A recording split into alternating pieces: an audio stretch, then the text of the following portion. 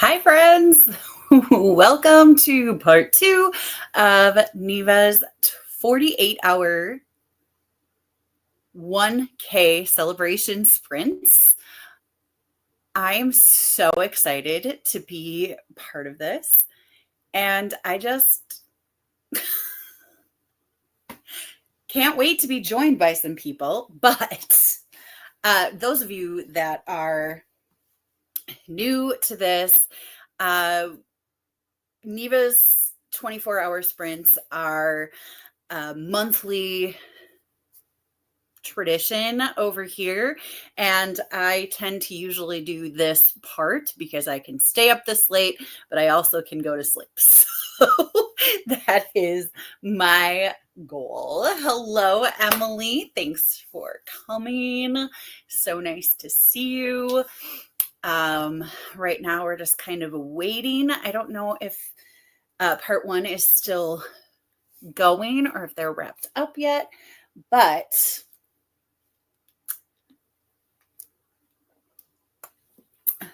I got my drink.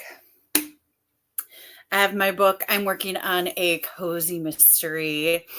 Today it is called Marsupials and Murder, and it is like number 32 or some crazy thing like that. In the book series that I am currently, one of my cozy mystery book series that I follow and love, and it's just the most ridiculous thing in the world. CIA agent turned Girl Scout director leader who has the quirkiest Girl Scouts ever, and it's so fun. And also very ridiculous. Like, you can't look at this and think that this is going to be a serious series. It's not. It's totally not. And this time they took their Girl Scouts to Australia, which never would happen on a whim like this. But in a ridiculous world of cozy mysteries, it absolutely would. It is the Mary Rath cozy mystery series, and Mary Rath is a CIA agent who is outed as a CIA agent, so she has to retire, but she gets a wealthy sum, so she never has to work again. And she decides that she's going to spend her free time being a Girl Scout leader, and her troop is hilarious. I think it's number 32. Actually, I'm not 100% sure. Let me see. Oh, it's in my currently reading. I can just look at that. It is number 34. Oh my gosh, I didn't even shoot high enough. That's crazy. Anyway, it's number 34, and it's a lot of fun. I love it, the series, but you cannot take it seriously. It's every person in it is full of stereotypes, and they're full of stereotypes because it's ridiculous. Like, stereotypes are ridiculous, and so are all these situations. Like, that's what it's supposed to be. So like, all of the Australians are very Australian, and it's ridiculous. It's ridiculous, you know. Oh, where is my mouse? Okay. So, hi, Gigi. Hello, Kiana. I'm always afraid I'm going to say your name wrong. Let me know if I did. Hello, Glenda. Emily is going to switch books and read Elizabeth of East Hampton. Very cool. Hello, Christina. Happy birthday. Hello. Hello. Hello. Hello. Oh, did I get all the hellos there? Christina with all the reminders. Hydrate, feed yourself, check the laundry, take your meds, stretch, show some love to the like button, and make sure you sub and ring the bell. Very nice. Thank you. Hello, Jamie. Lexi is still lurking around. May watch some videos for a bit. Did that ever make it onto the screen? I don't think it did. I'm just reading it over here. Oh my goodness. More hellos. More hellos. Everybody's so polite. Hello, Hillary. More hellos. You're welcome.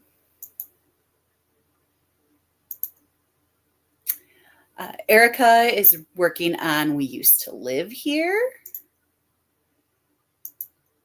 Hello, hello, hello, ML. Oh, am I at the bottom? I think I am. I am. Let us know what you're going to be reading or working on tonight. I should be joined here in a little bit, but nobody is here yet that I can see. But hopefully I won't completely miss it. So, welcome. Thank you for coming.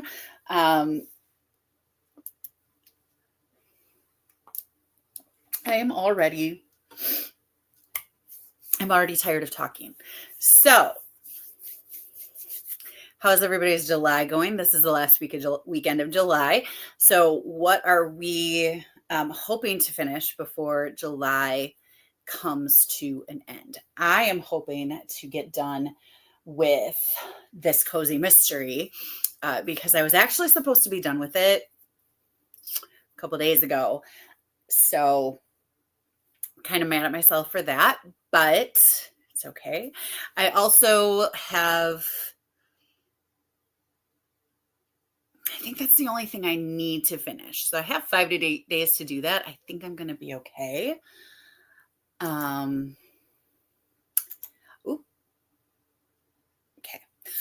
Kiana's going to be listening to Pucking Around. Gigi's going to be reading some chapters in Exodus during the sprint. Nice.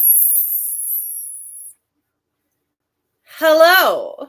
Hi. I thought I'd join you for a little bit before I take a break. I'm so excited. Hello. I'm only expected to be streaming by myself both times I stream. So if I can share the love, I'll share the love with other people. If I'm awake, I will be on. I try to at least pop on long enough to show my face on people's streams. But but as it gets later and later, people start yelling at me in the comments about, Neva, have you been to sleep yet? And then I have to find my way. Because actually, during this first sprint, I'm probably going to go lay down with Ari because she asked me to come lay down with her. But I was still running sprints. And I was like, bro, I cannot come lay down with you and run sprints. I will fall asleep. And then the sprint will just be on its own. So I probably will do that. So, it's like always. If I don't come back, I fell asleep. That's just what it is. Yeah. Hillary's going to be reading Malice by John Gwynne. And Kiana needs to finish the 8 or so books currently being read. Fair. I probably have a lot. I have more than just this book that I'm currently reading. So I'm in a book starting paralysis right now where I need to start a book and want to start a book, but I don't know what book to start. So that's been pulling me down. When Storygraph did their update at the beginning of the year where they gave you an option to pause books, they really did me a disservice. I have 18 paused books. What do you mean? Because if I don't finish them, I don't get rid of them. I just pause them. So I'm about to do a whole little series on my channel where we clean out Storygraph. Yeah. I mean, on Goodreads, I have a pause for now shelf that my books go on when I remember to put them there. Well, and on Storygraph, it's so easy because it's just in the drop down, where it says currently reading, read, whatever. There's a paused option. And so I was the other day, I was like, oh, I should probably do a TBR reset where I clean out Storygraph and figure out what I'm going to read, what I'm not. And I was I probably only have 2 or 3 books that are paused. I have 18. And that was after getting rid of 2 of them because I knew I wasn't going to finish them. One of them, I actually don't know why I paused it because I thought I had DNF'd it. Like I thought I had marked it as a DNF. I guess I didn't, which is fine. And then the other one, I was like, I have no interest in reading this anymore. But that still leaves 18 paused books. Like what was I doing?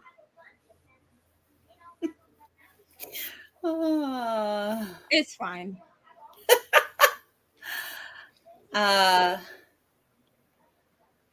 Tia brushed her cat and got to 67% and in through the storm. Nice. Christina's in the I don't want to do anything stage, so just vibing and possibly tomorrow. Yeah. Even without a pause button, I just let books live on currently reading on Goodreads for months, maybe years until I finish them. I do that unless I remember to put them into my pause shelf. But once I put it in the currently reading drop down menu, it's like that it can go there to die sometimes. It's kind of. But here's the thing is that overwhelms me because I can see them all. Well, so then my decision paralysis starts because I'm overwhelmed.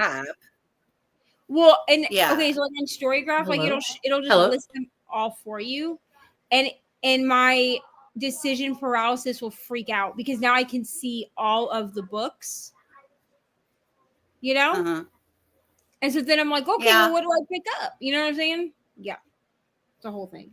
Yeah, no, I do that too. I just if I'm just operating on my phone though too, I don't necessarily see all of the books. I just see the ones at the top and then it just like helps. But I usually just remember to go to when I finish or start a book, or I forget when I even started. Like it's just a whole thing, you know. I mean, but my if spreadsheet and it stresses you out, you gotta do what you gotta do to. I need to catch up on my. I'm gonna have to do this during these 48 hours because I need to update my spreadsheet. I haven't updated my spreadsheet in like 2 months, and I need to also update my reading journal, which my reading journal is less far behind because I don't review every single book. Like I don't write a review for every book in my reading journal. It just every book that I read, including DNFs, go into the like what I read this year layout, which are linked to book reviews, but I don't review every book I read. Mm-hmm. Honestly, I only really review 5 and 6 stars because I want to make like the pretty spreads for them. If they're less than 5 stars, I don't usually, unless they really like are a stick out 4-star, I don't review them. So, which I saw someone else do that, and that just seemed less overwhelming. I don't want to write because I don't really want to write a review for a 3-star book unless I have something to actually like rant about. Yeah, I usually only put like the character names so that I remember. Like, oh yeah, I read Dawn and Tito's book. Yeah, I need to do that. What I need to do is I need to use my review pages on books that I know I'm probably. Well, I need to use my review pages before I write the review as like note-taking pages. Mm-hmm. And then transfer my notes into a review. Otherwise, the notes can just sit in there. So at least I have notes taken, you know? Mm-hmm. Yeah. Because I'm really good at just forgetting that they're there. Glenda is currently reading Cross the Line by Simone Sultani. Might switch books during this leg later on. Nice. I'm giving it one more chapter, and then I'm going to switch a book if it doesn't get more interesting. Okay, people. My book. My. Oh, it was the Why Choose Hockey. No, Why Yeah. Choose. It's a Why Choose Firefighter. Firefighters, yeah. And they're like 3 brothers, but one of the brothers was kind of involved with in high school, but never went anywhere. And yeah, it's not, the cover is not what I would think for a like a Why Choose romance, simply because it's like an illustrated cover as opposed like it's an illustrated cover. So I didn't think anyways. I was like, oh, that looks fun. And I just selected it, and I was like, why choose romance? I thought it'd be interesting. I don't know. I feel like this is just me. Like they have the same scene, but like told from 3-4 different points of views, one chapter after another. Like the same scene, the same. Oh, meeting the girl for the first time, but they first one brother, and then the next brother, and the next brother. I'm like, oh my god, why didn't they just write it in a third person point of view story if they were going to do that? But I guess this is okay. Maybe I'm just picky. It's fine. Whatever. I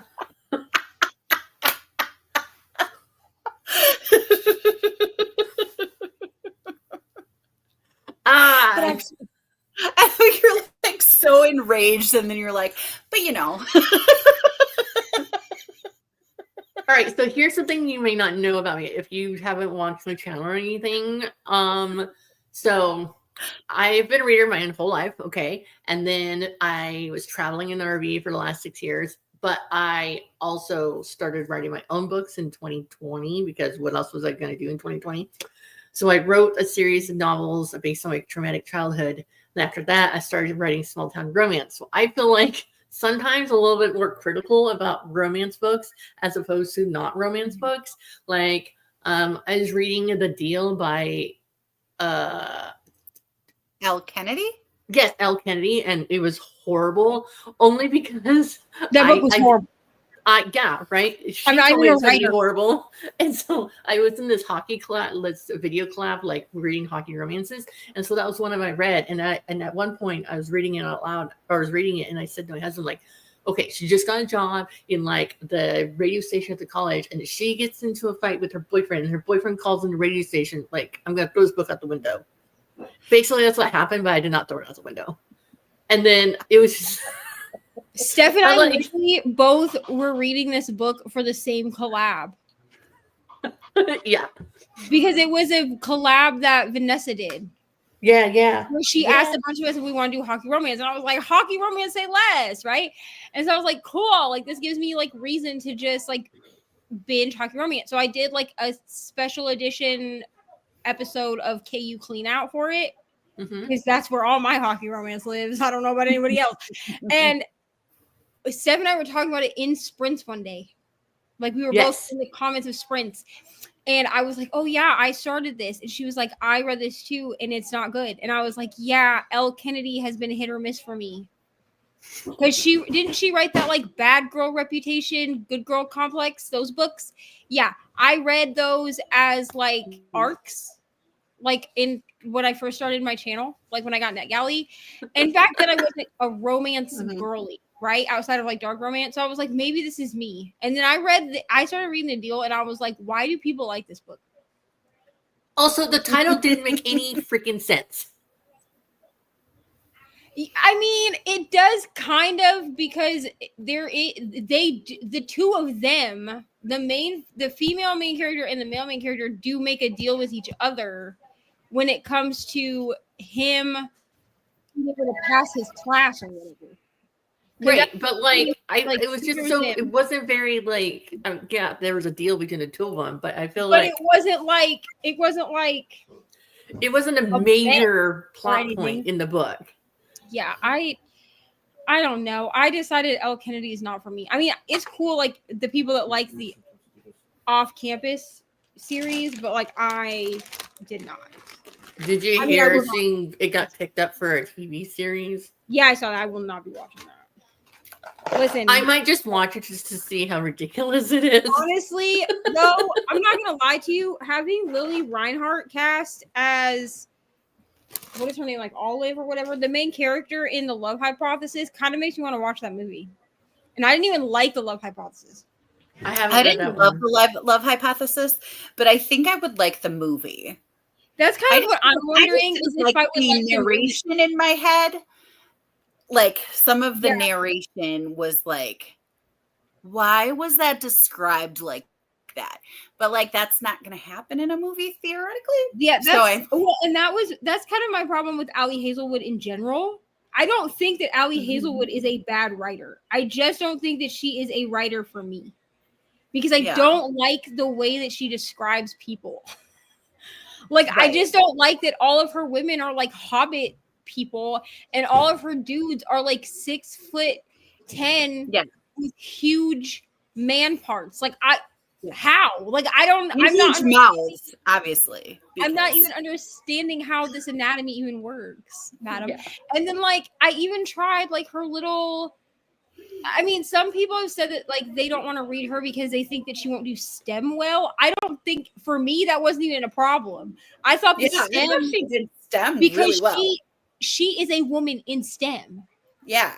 So in my Like, I opinion, liked that part. So I read the book Check and Mate, okay? And I read it because my husband plays chess, my kids are in Obvious, chess, you know blah, blah, me. blah. And Yeah. it was like, I'll read it. And I found it interesting because it actually brought up like legitimate like people that are well known in chess, and they described the game. The only problem I had with it is the championship game at the end of the book. She didn't like do a play-by-play of how that championship game went. It was like a flash forward in the epilogue. Oh, it was how- it was like a tell don't show. Yeah. Yeah. Yeah. The last my- game. My issue with Allie Hazelwood has never been that I thought her STEM representation was bad, because I have people, like women in my life, that are in STEM that really enjoy her books simply because she does the STEM rep well. In my opinion, if she is a woman in STEM, like, we know that, and if she messed that up, of all the things, I'd be like, ma'am, what are you doing? My issue with Allie Hazelwood is that I do not like, well, I also don't like that her books tend to end with these like strong independent women in STEM, and then like they get that guy and now they're like barefoot and pregnant in the kitchen. Like, I don't, can't be strong anymore. like, you can can't do still both. be a strong independent woman in STEM. I'm You confused. do this, and it's fine. But you know what? If that's the trope you like, that's fine. Okay, Right. I'll even let that part go. I Right. don't like the way she describes people, because Well, like all it's not even so much like if it's just if in one book, like whatever, but like that it's like every in book. all of them, you know. And Like, here's the thing: I even tried Bride because I was like, okay, maybe I just don't like this. Maybe Paranormal will work for me. Absolutely not. I'm so sorry. Bride was like really bad Wattpad Twilight fan fiction, and So the only Allie Hazelwood book I've read is Check and Mate. That's the only one. see, I think I might enjoy. I want to try Check and Mate. There's another one I think that Katie told me to try. It might have been Check and Mate, but it might have been a different one. I don't remember. But I think because Katie was like, try this one because you might like it. And I'm like, okay. And I think it might actually be Check and Mate. I'll have to double check with her. I've tried even like her STEM novellas. It's the Hobbit people, women with the Andre the Giant men that I don't get it. I'm just saying.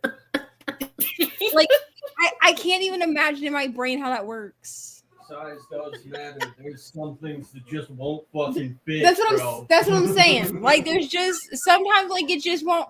And I think for me, it's that like we're supposed to actually like believe that these men are like 6'5" and these women are 5'2", and I'm 5'3". If I was with a man that's 6'5", So let me tell you this. there's no way doing so- stuff in the shower is gonna work. And like Allie Hazelwood likes to write those things. So I don't know. So I have a stepsister. I met her when she was 18. I was 13, and she was literally 5'3". Okay, she never grew any taller than that. 5'3". The dad of the first of her children. She has multiple children by different men. Okay, so the first one. Me too. So I don't judge. Okay, so she's a 5'3" white girl, blonde hair, blue eyes. Okay, I'm telling you this for dramatic effect.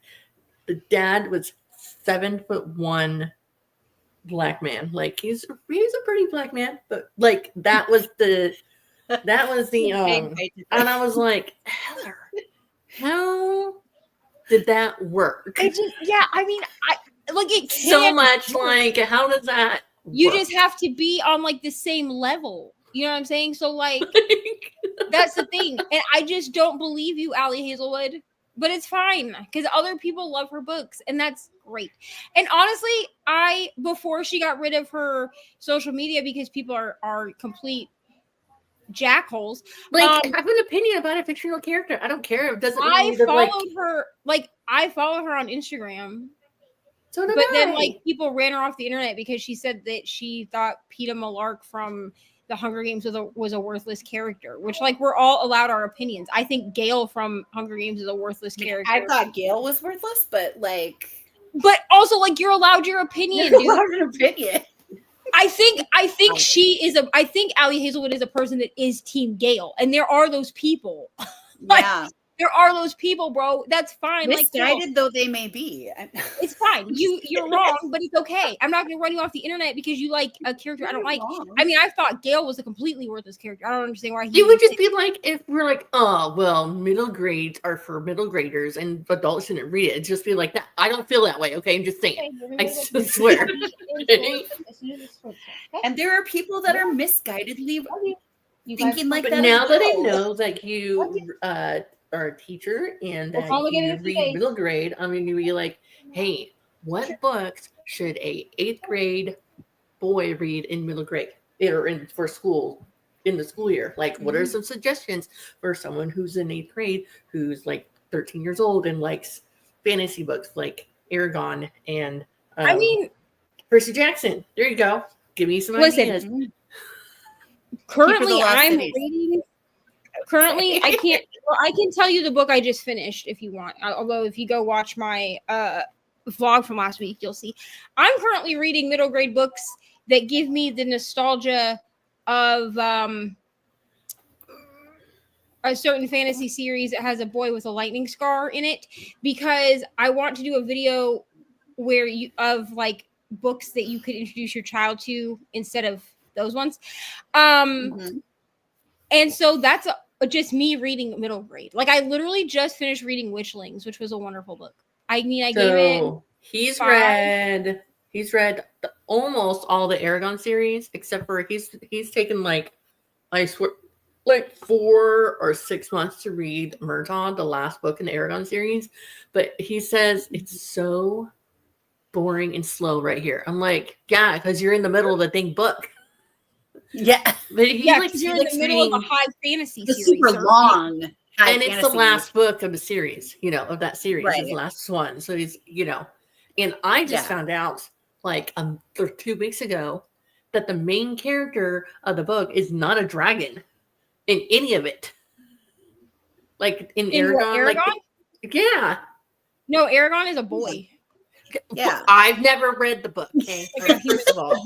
Second of all, the book. Although it is misleading because all of the original covers are just dragon covers. Yeah. So we have the first 2 books. We have the original covers, and it's the dragon with like the eye and the scale on it. So when I was like asking like, how's the book come along? How's the series come along? He's talking about like, wait, how does it even work? The dragons. He's like, no, mom, there's a dragon in it. Doesn't mean it's a.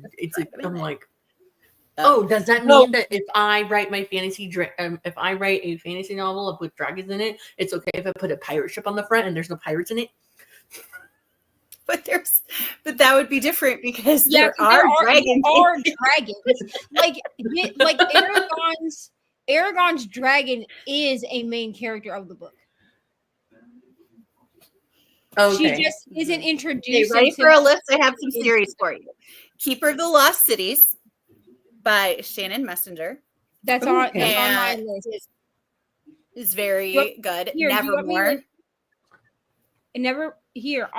I'll read you what ones are. Hold on, let me open my Libby. I'll read you the ones that are on my list for fantasy. Nevermore by Jessica Townsend.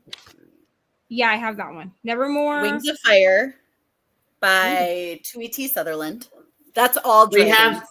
We have that one. So my daughter reads that one, and now we started getting the graphic novels for it too. Mm-hmm. Yeah, because she'll read all of it, like the whole series, and then as soon as it starts coming with graphic novels, she wants her graphic novels because she's like, now I can see the pictures and see what they're supposed to look like, and also I can see if they're drawing the animals or the characters correctly. Right. But she's read the book without the pictures, so she doesn't lose any of the scenes, which is nice. Right. Yes.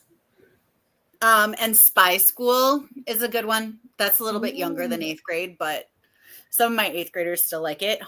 Hunger Games. Most of my 8th graders are reading the Hunger Games books and the City of Ember series.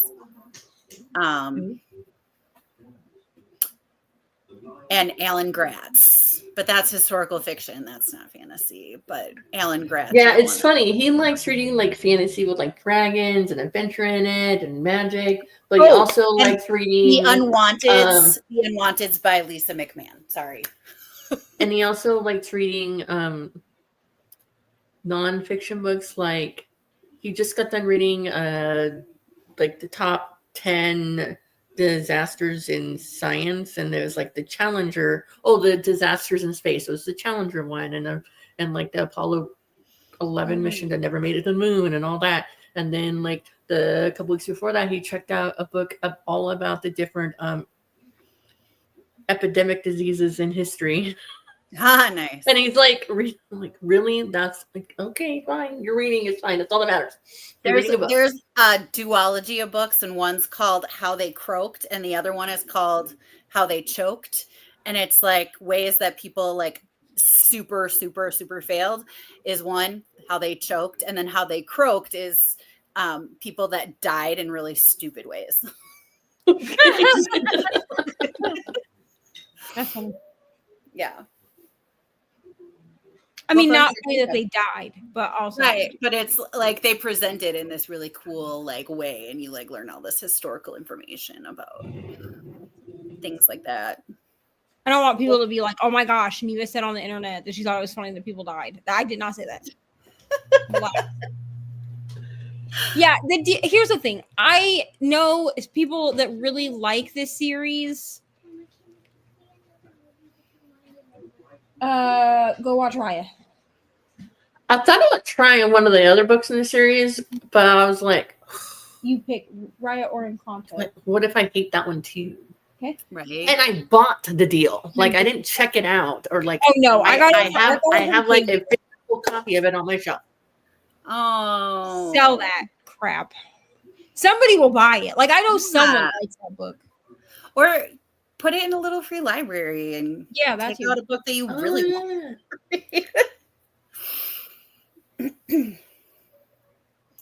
Whoop, I got so far. Okay, so Kiana was going to try Allie, saw Problematic Summer Romance at the library, checked it out, but didn't know it was a part 2. No. So, what is the one that is? There is one that technically like comes before it, but it's interconnected standalone. Like you don't need to read the other book in order. Love on the Brain, I think might be the one that it is. It technically it comes before. It's like in the same timeline. No, go to bed. It's in the same universe, but it doesn't need to be read in order. Like, do you lose stuff if you don't read the first one first? From what I understand, not necessarily. No. Okay. Emily says she thinks it's more of a. I can't find it. I lost it. More of a companion novel, and you'll be okay to read it. Yeah, like I'm pretty sure they're Not in Love is book 1. Yeah, Not in Love, I'm pretty sure is they just run in the same universe.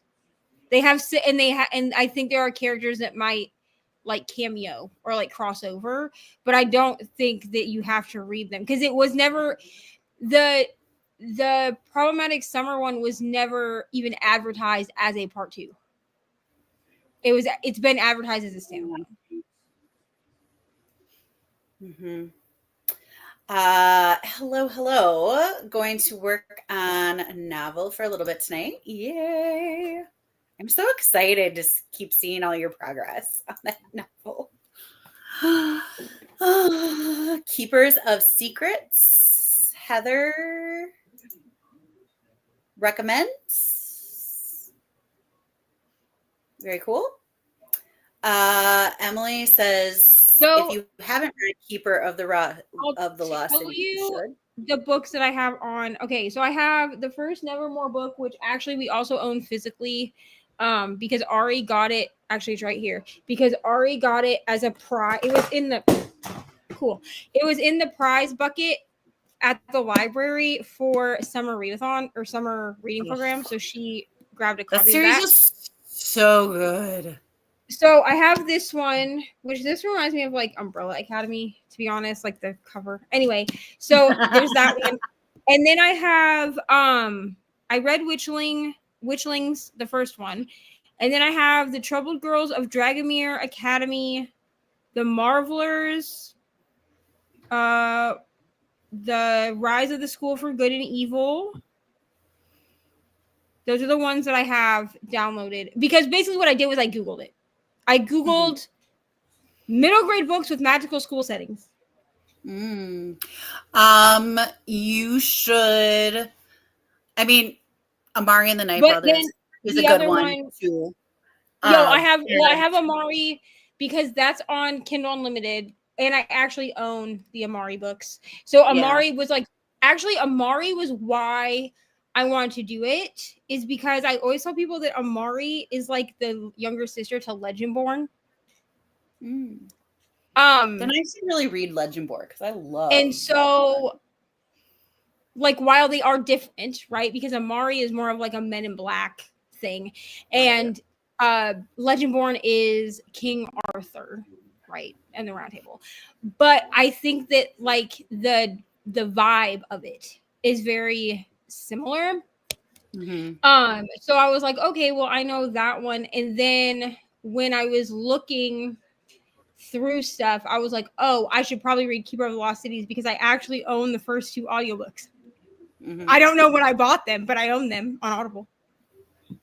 Oh, I don't, and I'm wondering if I bought them. I'm wondering if I bought them when we lived in Indiana because at one point I had checked them out from the Indiana library and never read them. So I'm wondering if I was like, oh, I have credits, I'll just grab them off Audible and then just never read them. I mean, I love them very much, and that is a good one. Middle grade, huh?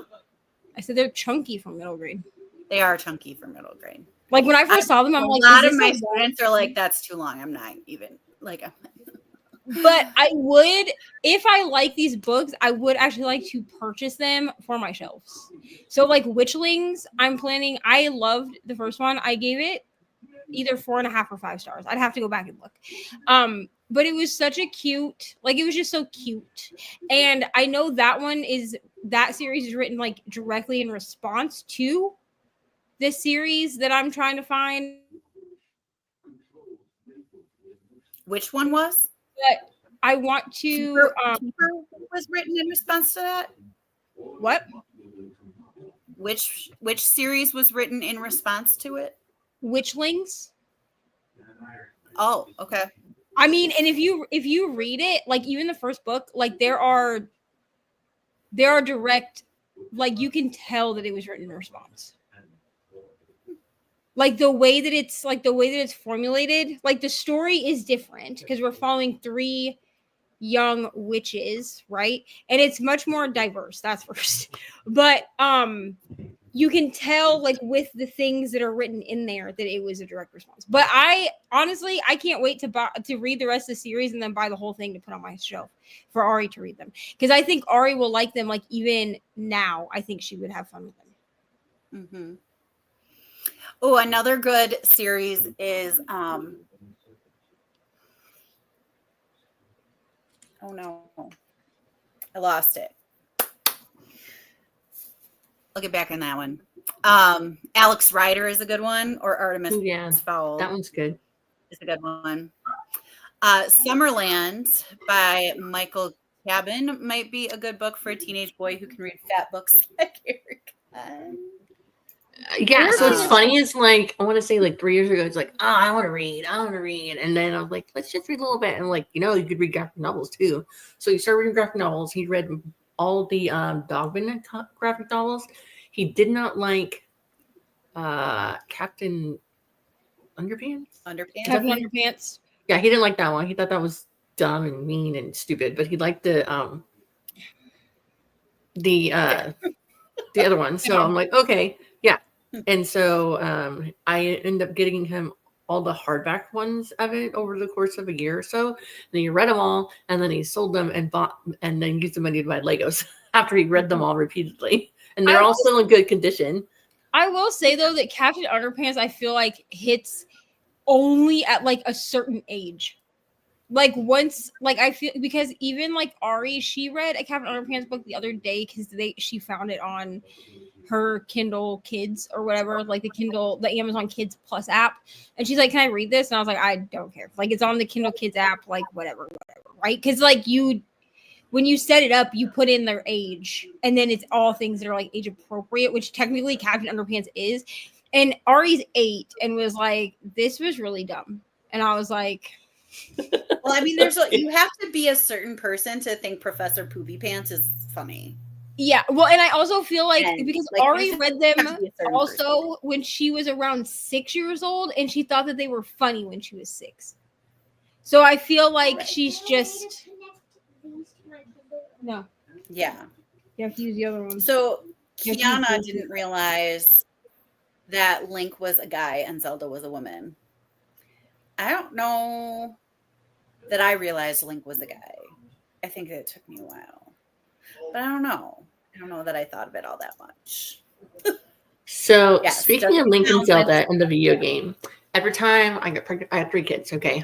2 of them are with me, 1 is in Arizona. But every time I get pregnant, my now husband was like, we should name the kid Zelda. We should name kid Zelda. So the first 2 were girls, like that tracks, right? But then the third one, Jackson, was my surprise boy. Like I went in to a doctor's appointment on April Fool's Day, and then they told me I was pregnant because I couldn't get all this stuff done. And so that was lovely. But anyways, so like I wasn't planning on having more babies. So then he's like, hey, we should name him Zelda. I'm like, no, Zelda. And then we found out it was a boy.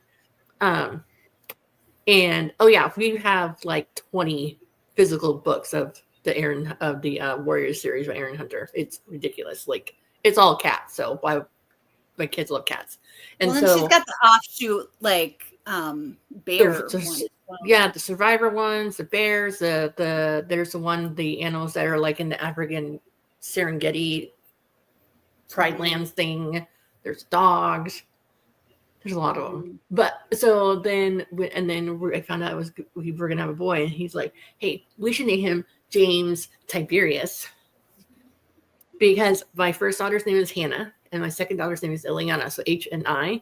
And so I was like, hey, let's think of a J name. And so my ex-husband was like, we should name him James Tiberius from Star Trek, James T. Kirk, of this, captain of this Enterprise ship. Anyways, so I said, you know what? No. In fact, no video game names, no superhero names, because my first daughter's middle name is Starfire from a comic book. Ileana is actually from the X-Men series of comic books. And so I was like, you know what? No video games, nothing. And I'm like, you know what, girls? You can name whatever you want. I was being...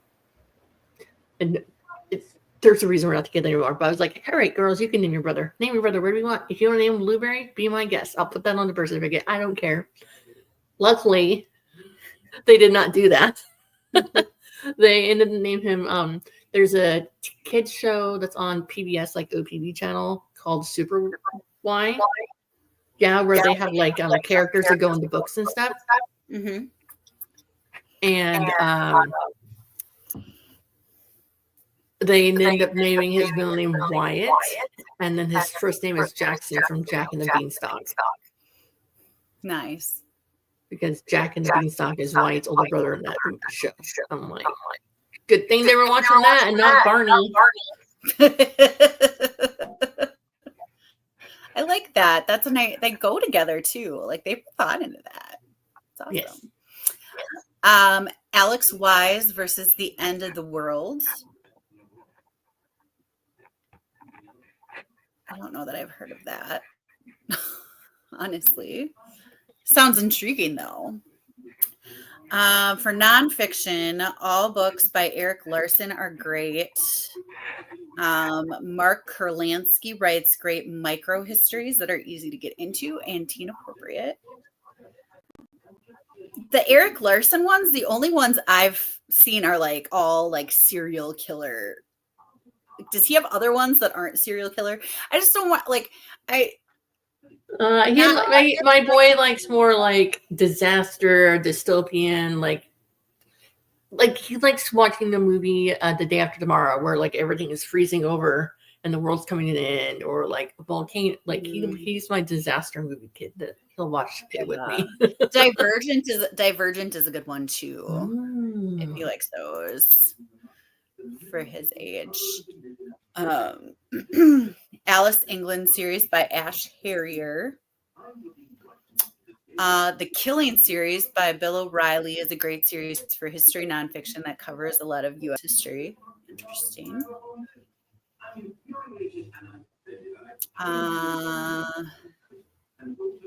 Heather is drafting a demon novella. I'm supposed to be drafting a novella, but I'm not. With your novel by the end of the month. That's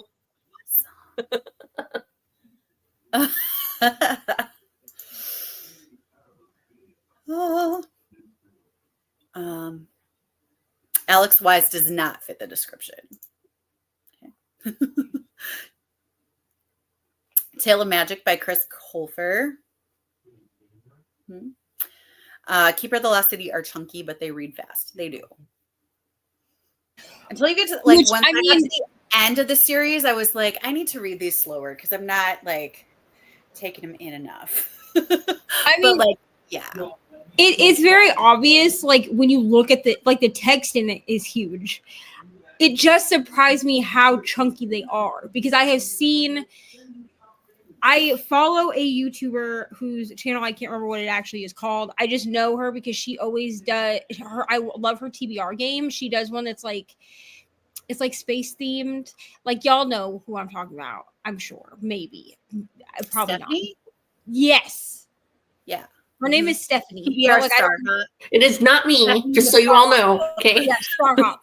Because I love TBR Starhop. Like hers was one of the first.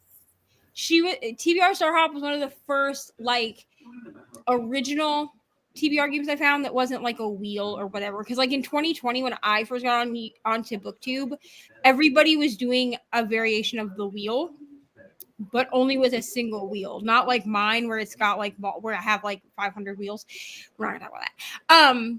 But she does TBR Starhop, and she has held up the Keeper of the Lost Cities books in more than one TBR, and every time she holds them up, I'm like, those are huge.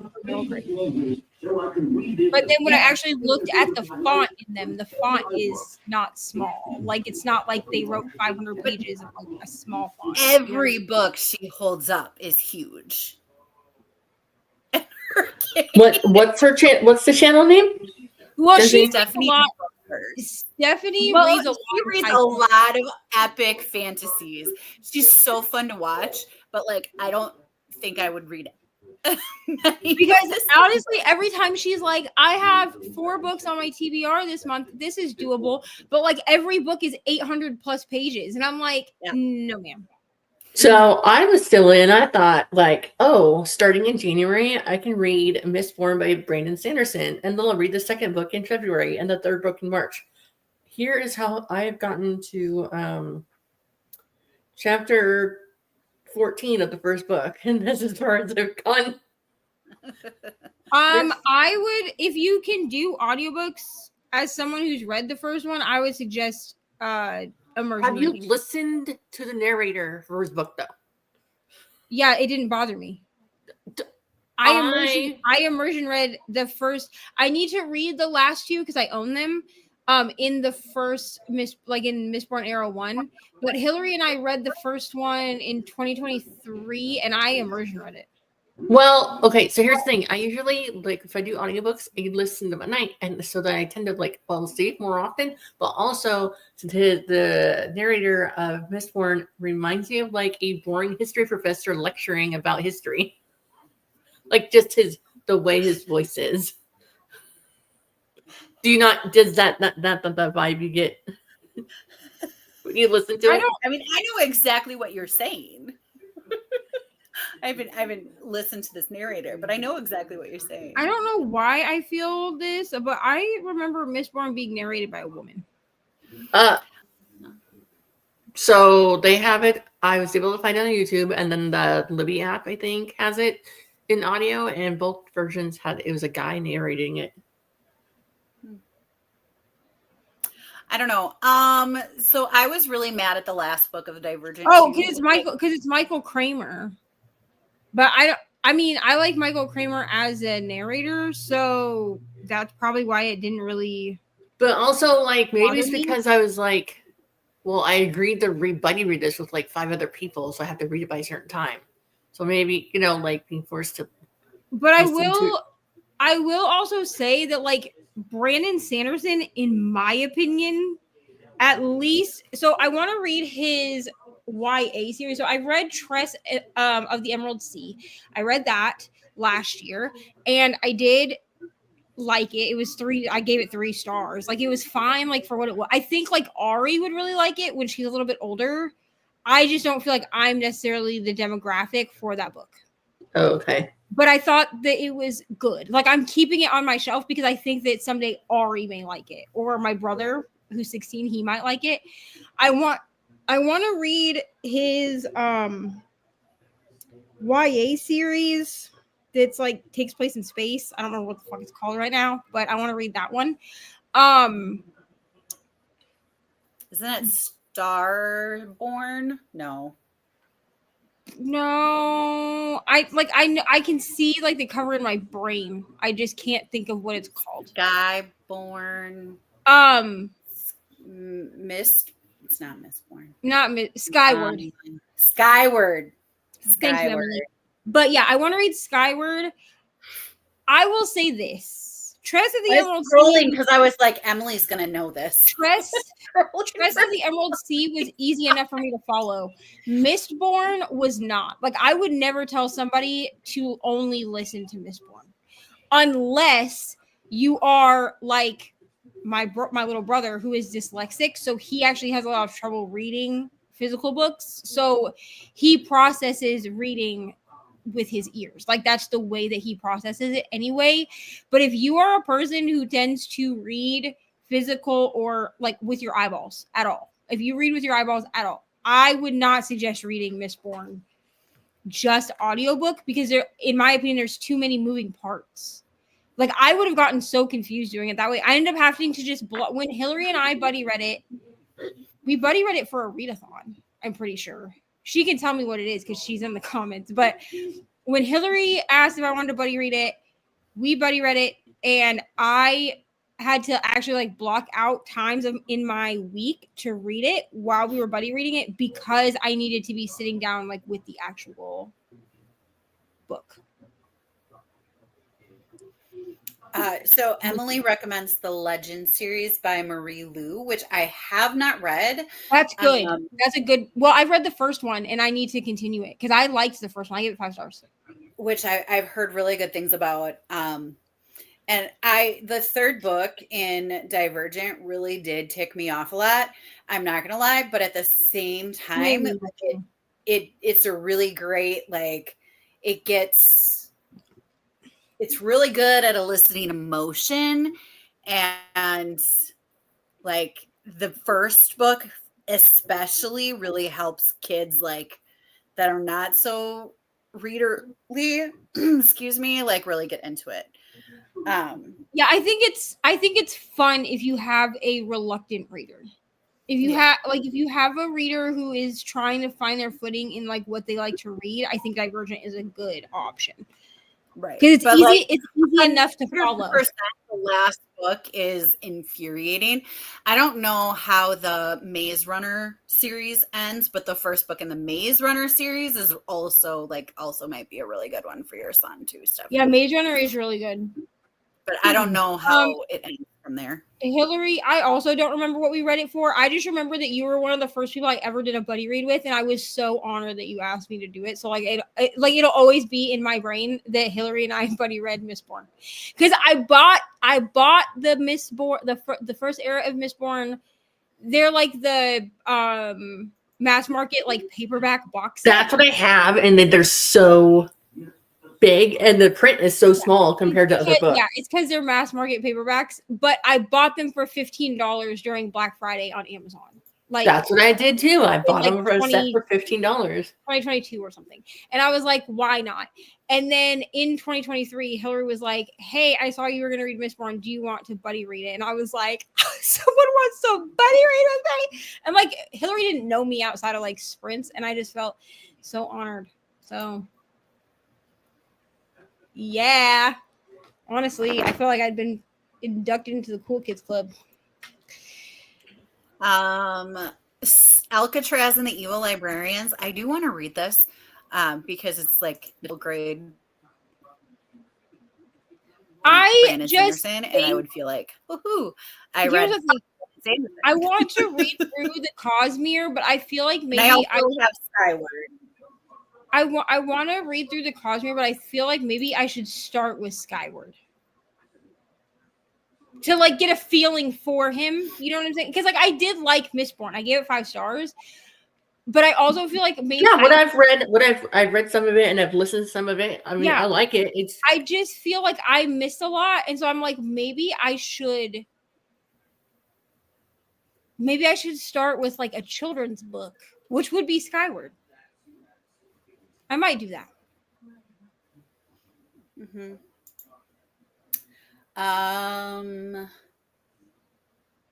The flawed perfect duology is great for teen dystopian, but the main character is a girl. The flawed perfect duology. Oh yeah, my boy, he doesn't care if there's boy or girl in there. He'll read it.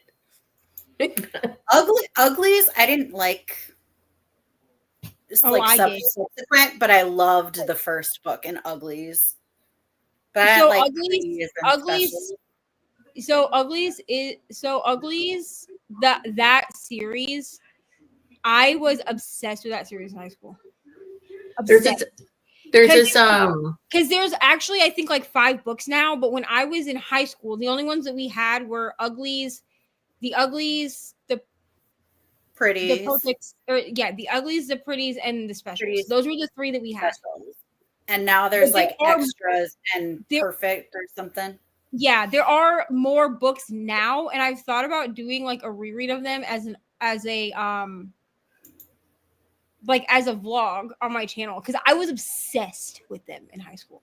I don't know if they would hold up now in 2025, the year of our Lord and Savior Taylor Swift. But like I kind of want to try them again because I loved them so much in high school. If you read through the Cosmere, now that you've done Mistborn, go through it in publication order, as more recent books have more and more references and crossover from other Cosmere series and books. So the reason I did Mistborn is because he did an interview, or he has a YouTube channel, and he was talking about where someone should start reading his books. And they're like, okay, if you've read maybe before, read this. I forget what he said. But he's like, but if you've never read any of my books before now, read Mistborn.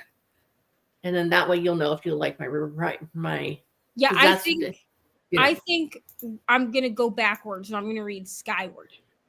That's what I think. And I'm just going to be like, you know what? Why not? Also, like, I just feel like I've been in like a YA middle grade era recently for some reason. So,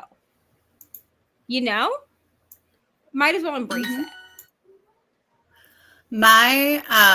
One of my students wants me to read Red Rising. That's next on my list. I need to read that too. It's on my list. I wanted to read it so much that I bought it and put it underneath the Christmas tree for my husband, so then he would have to read it because I wanted to read it. See? That's the way you do it. Yes. Because then you can be like, okay, well, when you're done with it, I did like Tress. Like if people want like an easy read, like, because I thought that Tress was very easy to follow, and I listened to like, I don't usually do this, but with Tress, I did listen to like the graphic audio. And is that the one with like a cast of characters? Yeah, and like the sound effects and stuff in the background. And I did have like a fun time with it. Like I thought it was a fun time. It just wasn't like it's not like a super memorable book for me. But I did, and I don't usually keep 3-star books. I usually will sell them or get rid of them. But because I think Ari might like it someday, I've decided to keep it. Yeah, I want to try Red Rising. Yeah. like Hunger Games in space. It is. I think Morningstar Brittany was has. okay and DNF'd after that. I think Brittany has read the Red Rising series too. Yeah, I was think watching someone's channel, and it wasn't Brittany's channel. It was someone else. It was a guy booktuber, and he was like, he was talking about science fiction books he once said, like, read this year, and these are the best science fiction books I'm going to read, or something to that effect. And so Red Rising was one of them. That's the only one I remember off the bat. But I was like, okay. Plus, it also satisfied the prompt for one of my year-long reading challenges that I'm severely behind on. That's fair. That's usually how I get like really obscure books or things that have been sitting on my TBR for like years and years onto like how I get them read is that they go into like some kind of like year-long challenge where it's some off the wall prompt that I'm like, I don't have a book that fits this. Because I'm doing the 25 and 25 at 4 pops in the book. Yeah, I have it too. And then I'm doing, well, I made a video talking about the books I'd read for the R Fantasy 2025 bingo thing. I have all my squares filled in. Have I read any of them? No, I have not.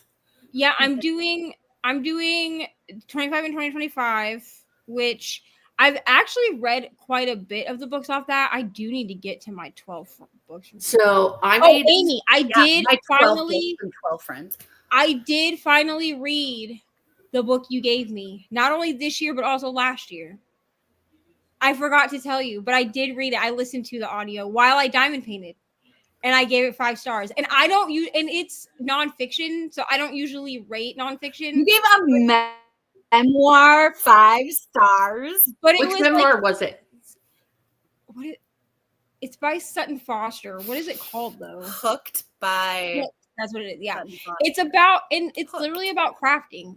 And Amy gave this book to me last year for 12 friends. 12 books from 12 friends, and I was like, which I need to do like an update video of like how many of them I've read. Spoiler, I've read like 2.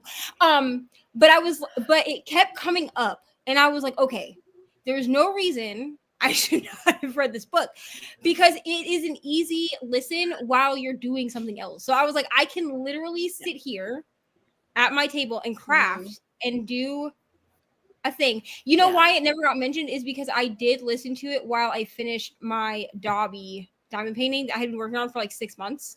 So I was like, we need to just listen to it. And it's not a super long audiobook. No. So I just listened to it. And because she just goes through all the crafts that she did while she was like doing different shows. So she's talking about like one Broadway show, and she worked on this scarf, and she does like, it's just like scarf blanket. Honestly, you know, but like she goes through all of the crafts that she did, and it's just so honestly good. I want the book physically, but I also want to purchase the audiobook because I think it will be a memoir that I go back and re-listen to when I just need like, it would definitely be like a slump buster kind of book for me. Yeah, like it's a comfort. Like it's really comfort to listen to her. But I was like, oh, I forgot to tell Amy that I finally read her book that she's only been waiting 2 years for me to read. So I read it. Like I would have given you a different book, but I was like, if you haven't read Hooked, I think you will like it. She was like, did you read it last year? And I was like, no, Amy, I didn't get to any of the books. And she was like, I really think you need to read it. That was not judgment. That was not judgment. Well, yeah, but see, here was the thing is like, it's been sitting in the back of my mind since January or December, because I was like, you really need to read this book. Because I was like, Amy would not have given you a nonfiction if she didn't think you would enjoy it. So I did listen to it, and I really did like it. So yeah, I was kind of scared to give you. And here's the thing: is I have not read a lot of memoirs this year. I read The Third Gilmore Girl with Brittany at the beginning of the year, and then I read Hooked, and then the only other nonfiction that I started Matthew Perry's memoir again, but that one is so hard for me to reread because he's deceased. Right.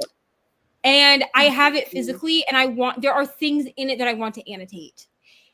But it's I listened to that one. It was really good. Yeah, I really like he did it. Like he was audio. I listened to it when it was first released, like before his passing. But and then my friend gifted it to me physically because I had said I really want to annotate this. Like there's so much like good stuff in here about addiction, right?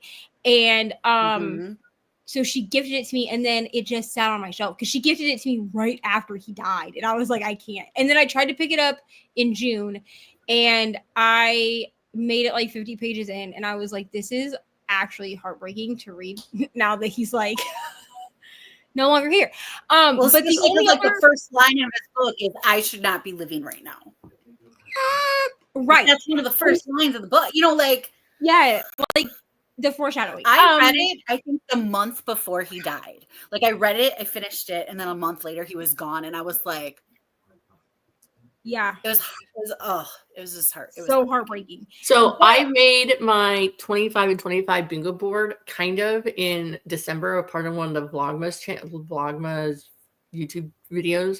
But I did it different. So I made a bingo board, drew out 2 bingo boards of graph paper, and then I gave one to my husband, and then he made a bingo board with selections for me, and then I made a bingo board with selections for him. I love that. So some of the books, okay, and so like some of the books, he like went onto my Goodreads, which don't go on my Goodreads because there's books on there from like 2018 that I've never ever want to read, but they're just there. And so like some of the books he got from, I was like, Jesse, some of these books are like 500 pages. How much time do you think I have to read? Yeah, the only other nonfiction I've read this year was Beyond Self-Care Potato Chips, which changed my life. And everyone should read it.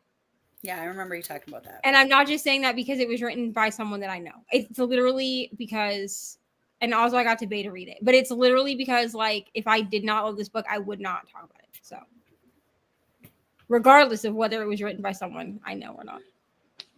Yeah. All right. So I'm gonna say goodnight for now, because not good night, but like bye. I'm gonna get off screen. I'll be back because I have a stream after you, obviously. But I'm like, I'm gonna take a little bit of break from being on the screen. Yeah. Okay. Thanks for joining, Stephanie. Yeah. All right. We'll see ya. Bye, you guys. Bye. All right. So it's been an hour and 6 minutes. So we're gonna do a sprint. We can do a sprint. I derailed the sprint because you were trying to go to a sprint, and then I was like, "Oh, I have to tell Amy or off." Yeah, no, you're fine. It's fine. I was just like, I know we said it's going to be kind of chaotic, but I would like to do some sprints and some reading to get done.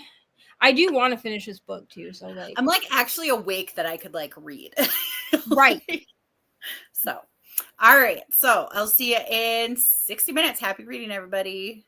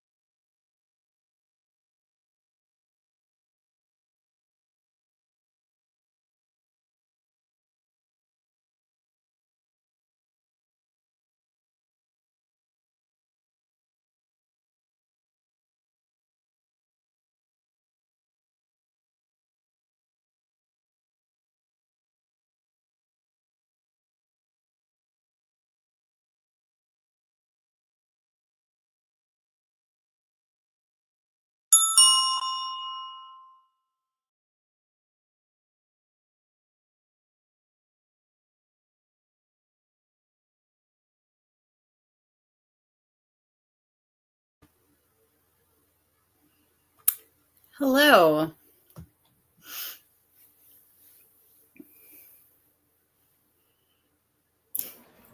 Hello. I did not read. I laid down with Ari, so I am going to finish my book in the next sprint because I want to get it done. Nice. At this point. There was a lot of action going on in the sprints. Christina left us some reminders again. Said she's going to be laying down. And Jean was looking for the playlist, which I do have the link of the playlist in the description of this video. So you should be able to find it there, Jean, if that doesn't work. But she also has it on and went to sleep. And Glenda sent her the playlist. So thank you. Emma is exhausted and going to bed.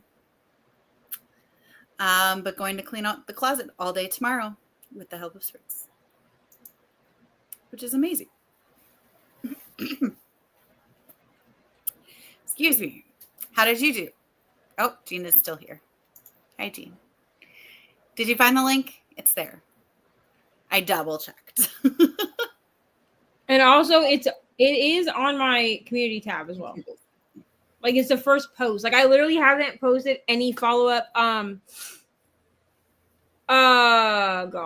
polls, which I started polls earlier today because I need to know what kind of content y'all want to see in the second half of the year and what needs to just go over onto Patreon, because like that's kind of how I'm figuring it out, because everything that I want to film I'm going to put in a poll, but if the main channel does not want it, it's going to Patreon. So like it will just be extra content, because I figured that way I'm still making all the content that I want to make, you know, but without like worrying about if it's getting like views and stuff.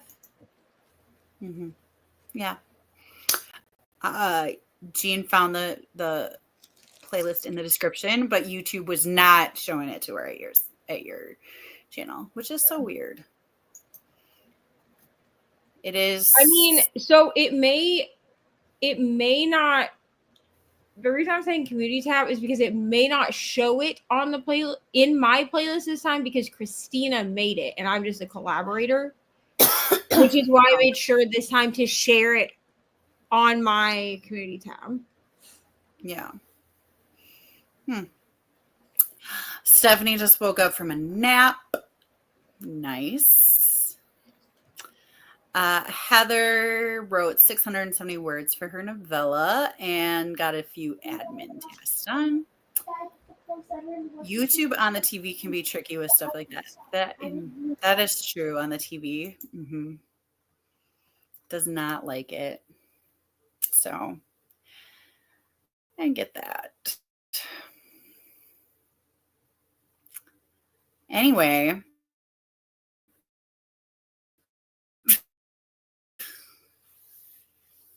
We were so tacky before this. Sorry, I was talking to Ari because she came out of the room. But I try to mute myself if she comes out here because she will just like yammer on for forever. And I'm like, bro. Yeah. I got to chapter 7 in my cozy mystery. I don't know what page that is. I don't know. Can you just show me what is wrong? I will say that I want to finish this book so that I can read Wild and Wrangled, because I'm like still awake enough that I can read physically, and I don't have audio for Wild and Wrangled. So if I don't read any of it tonight, then it's not going to get read until tomorrow. Yeah. And of course, because I was like, oh, it'll be fine. I'll be able to be up all night. Now I feel tired. It's because you laid down. Well, I actually felt tired before I laid down. So I think it's because I was like, oh, it'll be fine. I'm always up till 3, 4, 5 o'clock in the morning. And then I was like, just kidding, girlfriend. On the one night you need to stay up. Nope, not today. No. I would bet money, Neva, that's exactly why it wasn't showing it the way I was looking like it was it was Christina's creation. That's why I was looking like that. Okay. Still loving Phantasma. Unfortunately, went out drinking and a dinner out in public. And also thank you, Glenda, for sharing the link with her. Wonderful. I got to page 61. Are you still liking it? Yeah. Yeah. I just feel like I should be further than that. That's fair. Like, I thought I read more pages than that. It's just going, why is it going so slow? That's weird. I don't know. I like it. It's good. It's ridiculous, but that's what I love about it. So, Julie's here. Hi, friends. Getting home from a concert, going right to bed. See you tomorrow. Yep, Julie will be later than she usually is. Usually she does like the 7 o'clock sprint, but since she went to the concert, she was like, I'm going to sign up for a later. I think she comes on at 11. I do not know. I'm pretty sure. I don't know. Listen, the graphics are over on my community tab. Maybe. I don't know. But you can look at the playlist and see what order everybody is in. Yeah. Also, I'm going to announce this now so that it's not like a shock tomorrow. But Soluunaa's block, I think, is going to be filled by Nicole. So Soluunaa was going to be doing like the 2 a.m. tomorrow, but she is ill. So I tried to reach out to her. She didn't answer, but I spoke to Christina and Nicole and we kind of like figured it out. So Nicole, I think, is going to just pop in for Soluunaa's tomorrow morning or Sunday. Technically, it'll be Sunday morning for America. Okay. The other 2 a.m. block, because Steph is doing tonight's 2 a.m. block. So that way people aren't like, this says Soluunaa. So I hope that she has a speedy recovery. I know she has some chronic pain stuff that she deals with. So Yeah. But everyone's health is more important than my sprints. I'll figure out how to fill in the gaps. Like it's not a big deal. Yeah. What are you reading, Neva? I am reading Second Star to the Left. This is a Kate. Here, I'll pull it up on my phone so you can see it. Because I feel like when I say it, people are like, so I'm reading this. Hold on. Hold on. Let me turn this off. Hold on. Yeah. Second Star to the Left. And I would consider it to be dark romance. Like that's probably the category that it would fall into. But it is a Peter Pan retelling. But Peter and the Lost Boys are clearly children. Like Peter Pan is literally like probably like 15 or 16 years old. And then all of the Lost Boys are way younger than him. They are mentioned in here and they are shown. But the actual like romance plot is between Tinkerbell and Captain Hook. And Tinkerbell is still a pixie, but it seems that she is like at least of like average human women height. Because like in this, it seems that she can like kind of just hide or bind her wings, and that makes her pass as a human. So yeah, I just wanted to make sure that people knew that there was a change, because I didn't go through and like fix graphics or anything like I did when Brooklyn came in to help. I went and like fixed all the graphics because I was listed twice. So I fixed all the graphics so that Brooklyn was in that second slot, but I didn't go change the graphics to Nicole. So that way, if we do have someone else. Yes, Second Star to the Left is on KU. Actually, the entire series is on KU because it looks like it's the Peter Pan retelling, a Cinderella retelling, and then it's something. Oh, Alice in Wonderland. So I actually do want to continue this series, but I can't really say much more than that. Like I'm not going to tell you my thoughts. You'll get my thoughts soon in the new episode of reading my friends' favorite books. Oh. Because that's what this is for. Does it take me 6 months to make each of these episodes? It surely does. I've just kind of embraced the fact that it's going to take me a long time to make them. Because I always start them and I'm like, oh, this will take me like a month. Because in my head, all I'll read is the project books. But like, that's not realistic. I'm not only going to read the project books. I'll burn myself doing that, you know? Yeah. So, and all of my friends that have participated. So I've had Michelle, Kelsey, Leandra. Is that it? I've only done 3.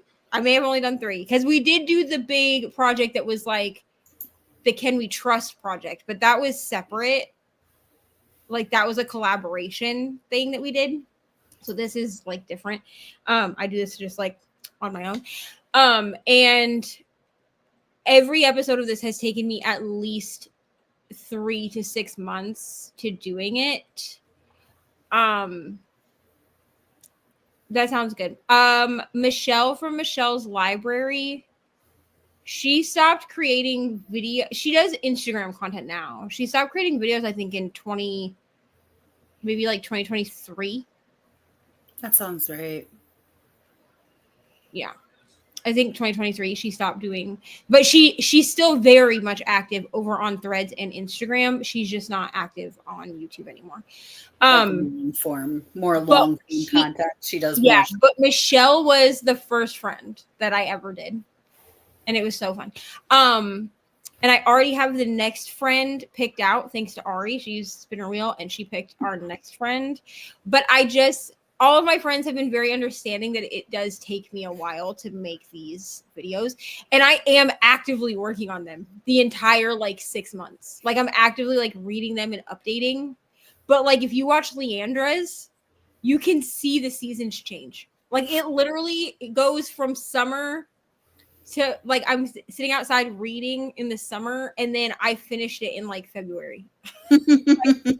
Like you can actually see like the progression of the seasons like changing and like me shaving my head and then some of my hair growing back and then like shaving it again. Like it's like a whole thing. But honestly, it's fine. No one's actually gotten mad and been like, wow, this video has taken you so long to make. You should like take a picture every night and then you can just have those go through here. I swear I'm reading these books. I mean, really, if you pay really, like, I guess, like, if someone pays really close attention to my story graph, they'd be able to figure out what books I'm reading for this specific project because of how spaced out they are. And because I don't usually, like, I don't talk about them anywhere else. Or if I do, I'm like, well, I can't tell you any of my thoughts. So, like, I don't, like, you could probably figure it out. Like, if you really stalked my social media. Like, who has time for that? I don't know. Not me. But, yeah. And I was like, should I do 2 of these at once? Like, should I be working on 2 of them at once? But I think that's asking too much of myself. I think I just need to embrace the fact that it's going to take me a couple of months to make each video. Mm-hmm. And I think as long as I'm working on them, like, I can give myself grace that they're not done in a month. I think it's unrealistic to do them in a month, unless that's all I'm reading. Right.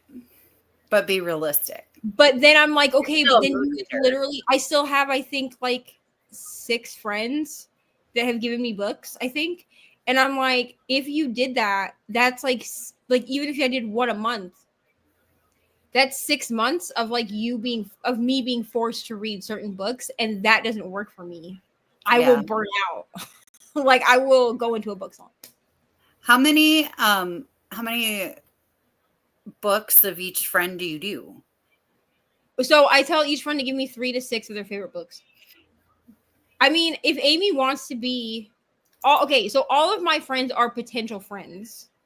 I'm just really bad at going and asking my friends if they want to be part of it. So like, I'll be honest, like the only friends that I've actually, like I did specifically ask Michelle from Michelle's Library, like when I first like got to know her. And then I did specifically ask like the besties. So like Rainey, Brittany, and Kelsey, which I've already done Kelsey's. I've already done Kelsey's because I do use a spinner wheel to pick because I'm not good at picking, you know, and I like whatever. If I leave it up to a spinner wheel, then it's out of my hands. It's up to chance. But all of my friends are potential people that could participate if they want to. I'm just terrible at being like, hey, dude, do you want to give me 3 to 6 of your favorite books so I can read them and decide if I like them? But I also tell people when they ask to be, because I've had a couple of friends that have asked, like Margaret, she asked me earlier, had she given me her books yet? And I said no, because she hasn't. So she's like, okay, I'm going to give you my books.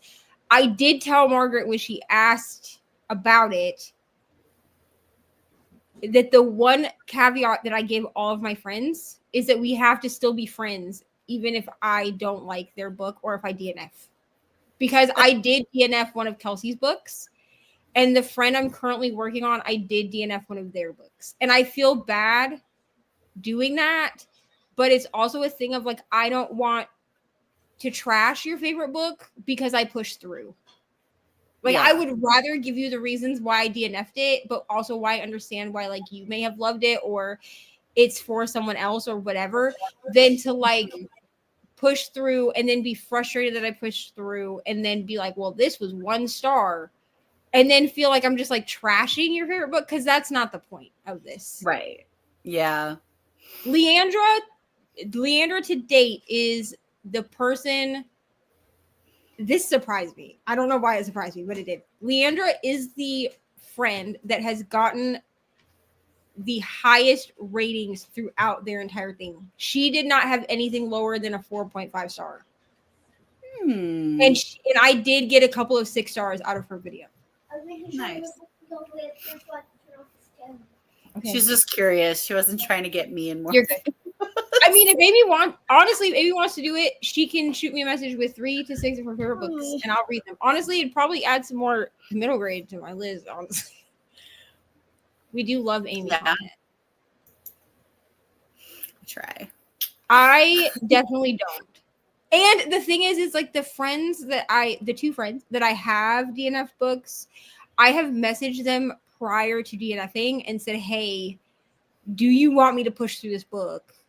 Or is it okay if I DNF? Because I'm not feeling this book. And then, so like the friend that I just messaged literally yesterday, I think, and was like, hey, I'm so sorry. She was like, if you could film why you didn't like it. And I was like, everything gets filmed. So like if I DNF a book, I don't just say like, oh, I DNF and then just leave it. I do explain like why, because I think that that's an important thing, because maybe the reason I DNF the book is a reason someone else wants to read it. Right. So she was like, it would be interesting to see like why you DNF'd. And I do make sure to like catalog that part, but I do feel bad DNFing books that people have given me for this project. And so I always reach out and I'm like, is it that I'm missing something? Because maybe I am, right? Because I'm like, maybe if I'm missing like a piece of context to this story that could help me to push through the book and maybe enjoy it, cool, you know? But when I told Kelsey, because Kelsey was the first friend I had DNF'd a book, and it was Long Bright River. That was the book that I DNF'd. And I was like, Kelsey. And I remember I texted her and I was like, Kelsey, I have to DNF this book. And she was like, which book is it? And I said Long Bright River, because I had already read, I think I had not read Magnolia Parks yet, because Magnolia Parks I had purposely left to the end because I knew it was going to make me cry and probably put me in like a book hangover. So I didn't want the rest of her books to be overshadowed by that book. So I had read.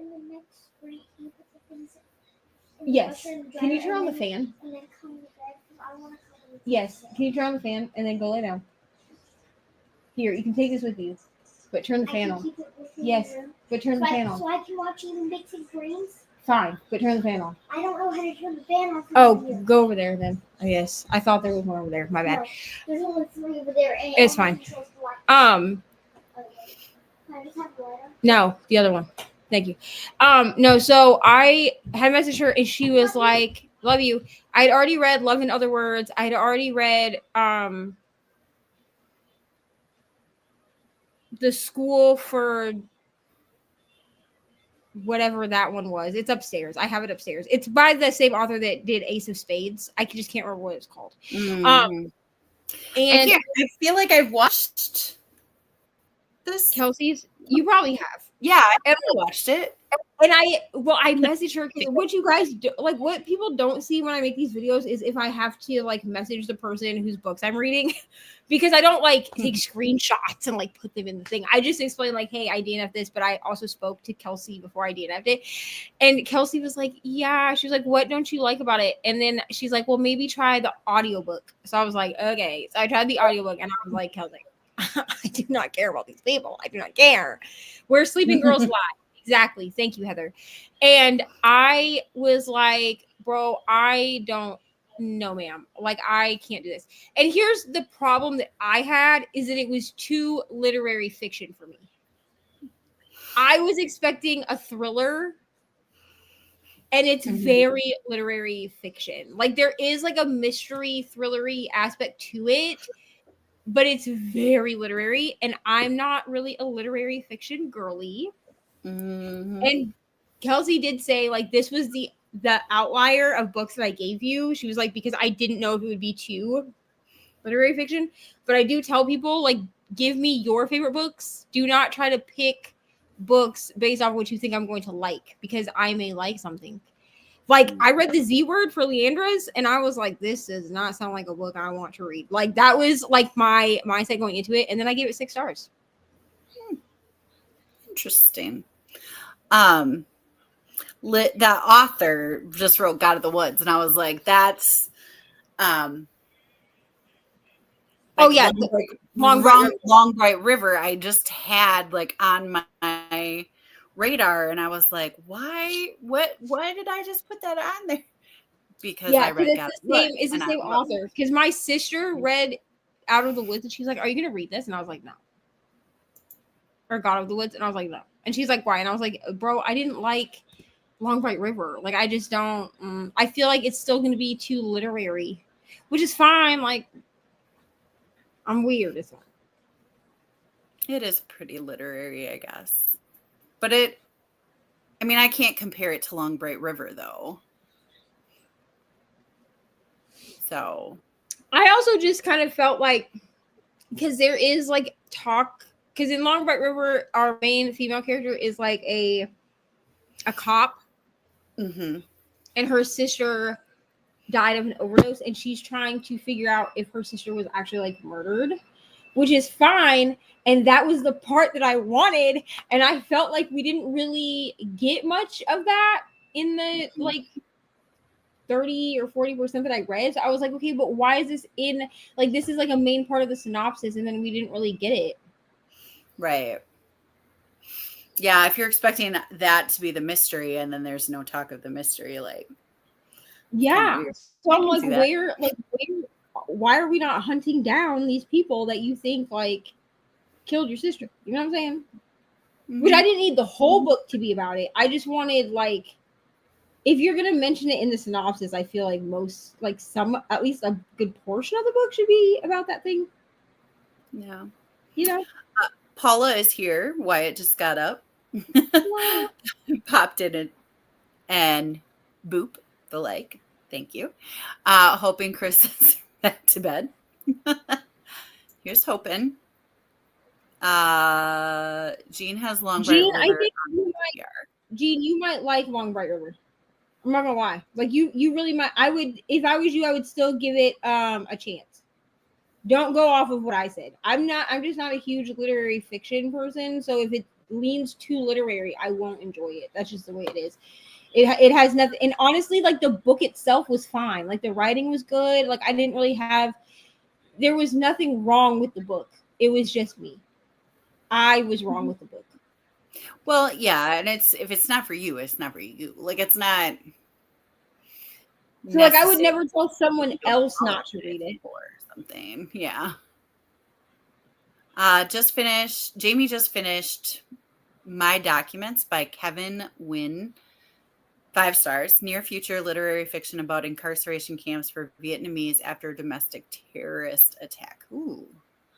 That sounds Really good. Destiny, what are you doing up? Oh, you're going to bed. Okay, hi. She said, ma'am. Go to Why bed. are you girl. You got a awake? birthday party. Destiny's daughter's birthday is tomorrow. So, Oh, happy birthday. yeah. We love birthdays. Uh-huh. Listen, that's what I'm saying. That is what I am saying. Here's the thing is like during the summer, Ari sleeps in. But once school starts again, what's a weekend? We don't know her. Like, I don't like all summer you slept in till like noon.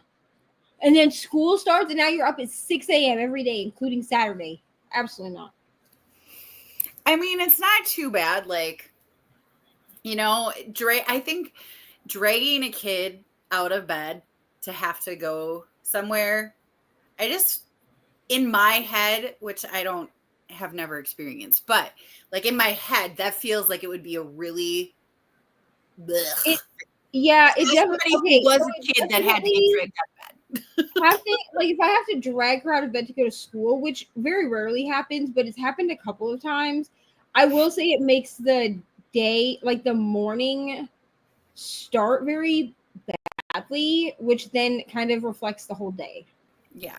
You know?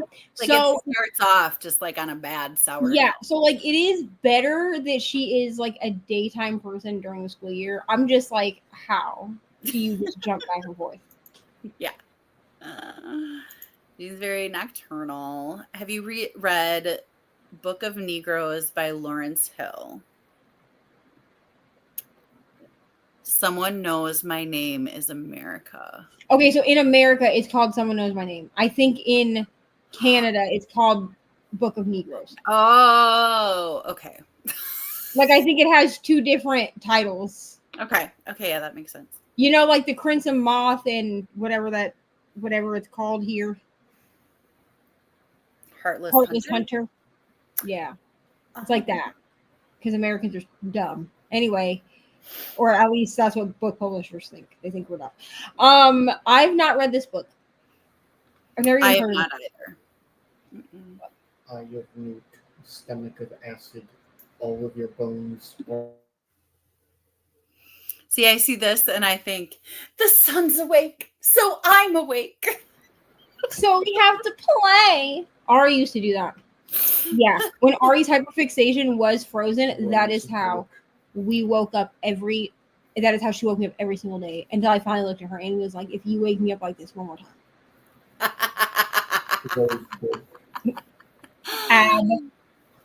Absolutely. Ab.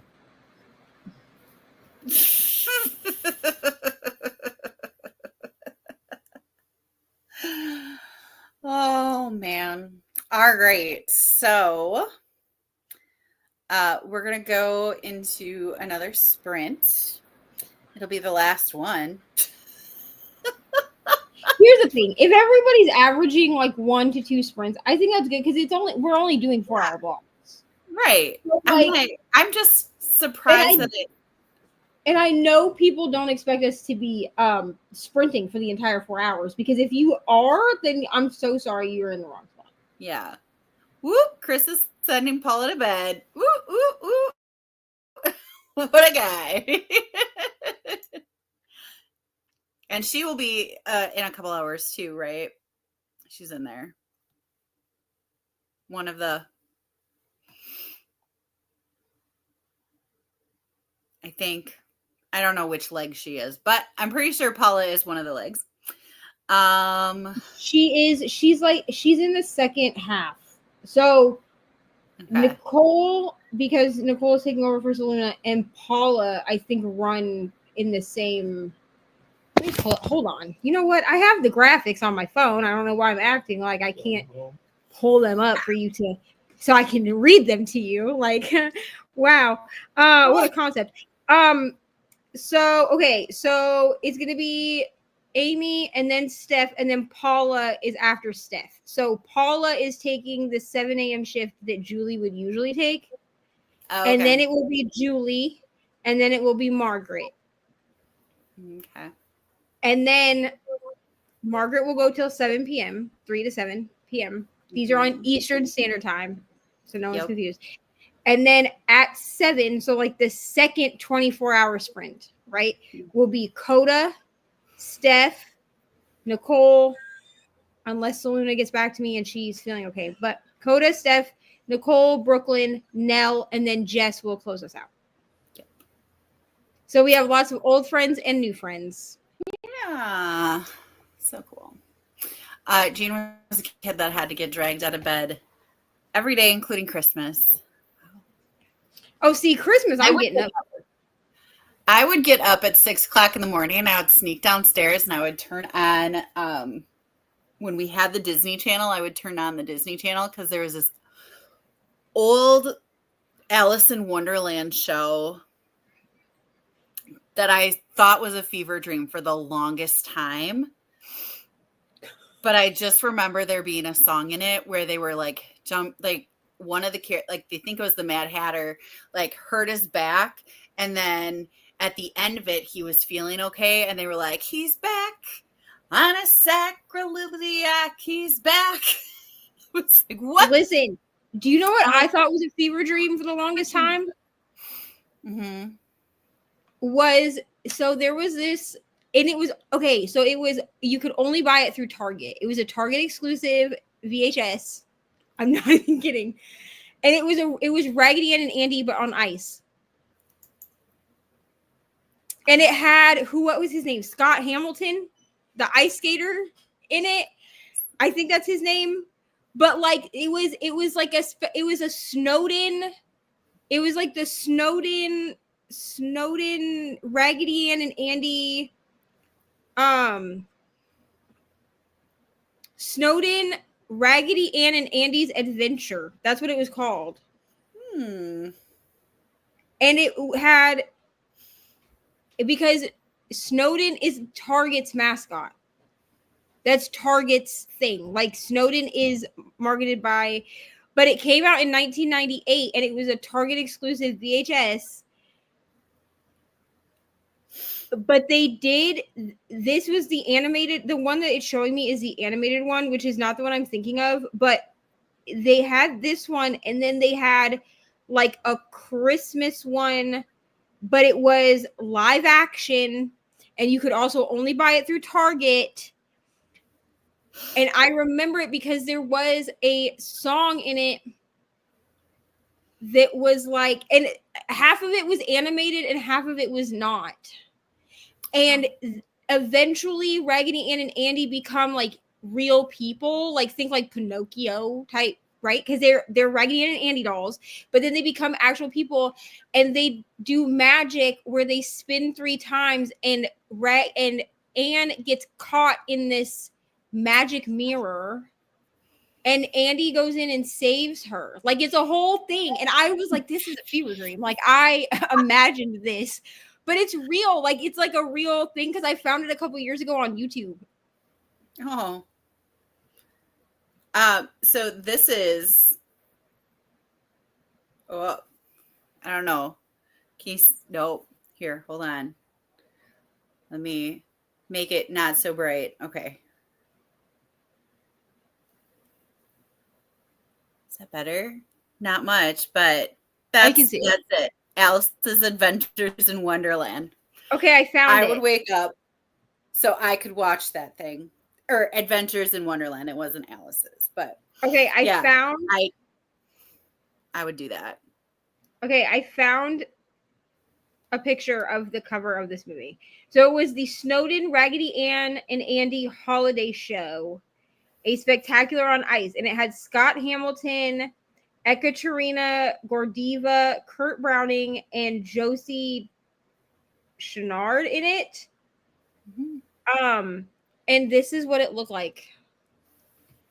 So this was Raggedy Ann, and this was Andy, like after they became humans. And Scott Hamilton, his character was like in charge of the show, like putting the show on. And like the whole thing was that like they became, and it was such like a fun show because like they would send the Raggedy Ann and Andy dolls into this magic mirror to go visit these kids and bring them like Christmas cheer or whatever. So there was like one scene where they sent this kid or this I think it was an Andy doll to this little boy who loved Elvis, but his dad was like, I hate rock and roll, right? And so there was like a whole sequence where they were ice skating to this like Elvis inspired song. And like it was such a fun movie. And then like I watched it on, but it was like I don't think you could even buy it now. Like I just don't feel like you could, because it was definitely like a Target exclusive. So like I had typed it in just to see if it was a fever dream, like anyone else remembered this, into YouTube a couple years ago, and I found it and I watched it on YouTube. Like it was a really shitty quality version of it, but like I watched it on YouTube just for the nostalgia, you know? Yeah. It's so weird, like some of the things that I'm like I remember from my childhood, but then I'm like, did that actually exist? Yeah. I just get this, like the fact that sacroiliac is back. Like, is your back. Sacroiliac. I don't know if I'm saying that right, but there's a word that sounds like that. That means you're back. Yeah. And I was like, is that real? Yeah. It was a definite, like, yeah, I wanted to be that Alice, and I wanted to go in the mirror, and it's a whole thing. I was very upset that I couldn't, but I could get up every morning at 6 o'clock and I could watch it, and then I would go back to sleep when it was done at 6:30. Which is funny because my sister wonders why my nephew gets up really early, where he gets that from, and I was like, from his Aunt David. Yeah. Right. But yeah, that was actually, I think it was on at 5:30 and it went till 6 o'clock. So then 6 o'clock in bed. I don't remember. That was a long time ago, but I would like watch it. It was like half an hour and then I'd go to bed. Go back to bed on the couch every time. It was crazy. But anyway, all right. This is going to be our last sprint. We will come back. We'll have like 15 minutes to chat. And it then will be time for the next one, which is crazy. But also fun. We're almost done with leg 2. The 48-hour sprints. All right. Happy reading, everyone.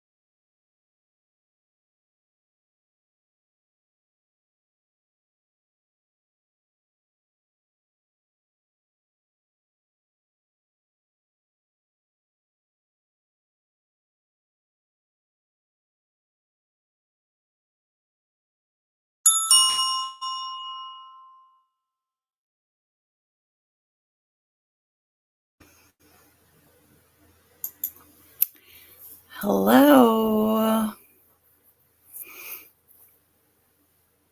How'd you do? I finished my book. Did you like it? Yes, I did like it.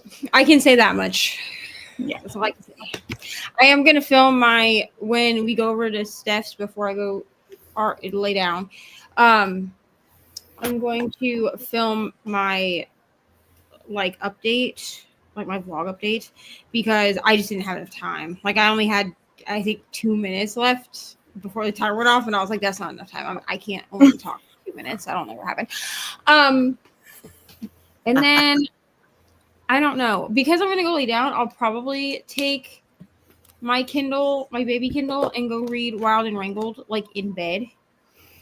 Mm-hmm. And then I do have 2 more books I have to read for this vlog. So I'm thinking, why not just tackle it in these 48 hours? It's a good idea.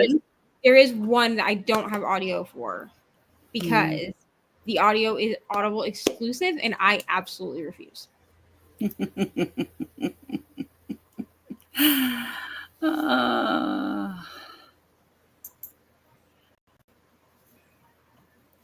Stephanie still has not given up on the book she's reading before deciding to DNF. I mean, I feel like that means that you're at least intrigued enough to continue it. Yeah. I don't know. I'm the queen of DNFing, dude. I'm ruthless. I don't care. The only time that it bothers me to DNF a book is when I'm doing something like reading my friend's favorite books project. And that's just because, the point is for me to read their favorite books. I wish I could do my own slip, but I can't because I can't stay up late. Okay, go to sleep. Love you so much. Good job going potty. I will be in there to lay down with you in a few minutes. Thank you so much. Love you. Good night. I know. It's the hits being a kid, isn't it? Good night. So yeah, I think though the if you're to a point where you're rage reading it, I think it's definitely Stephanie. Yeah. I think you should definitely do enough, but you I don't must rage be like you said, intrigued to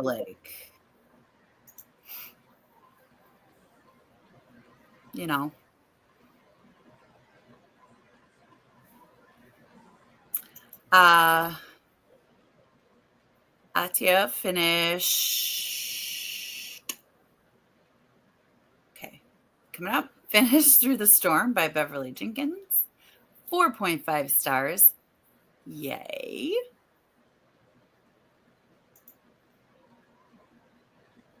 Awesome. Stephanie's at least going to read until the Christmas party that is planned. Fair enough. I started the book Enemies Don't by Leah Zabrinska, which is the second book in a series, and it starts at the engagement party of the first 2 people of the series, or the first book's couple is engaged, and it starts at their party. And I just started it, and so I'm not very far. I read 2 chapters of that, just because I had the audiobook of it. I read a little bit of my cozy mystery, and then I started falling asleep. So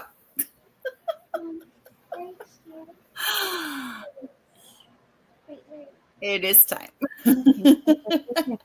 I'll come look at it when I come to bed. Okay, go.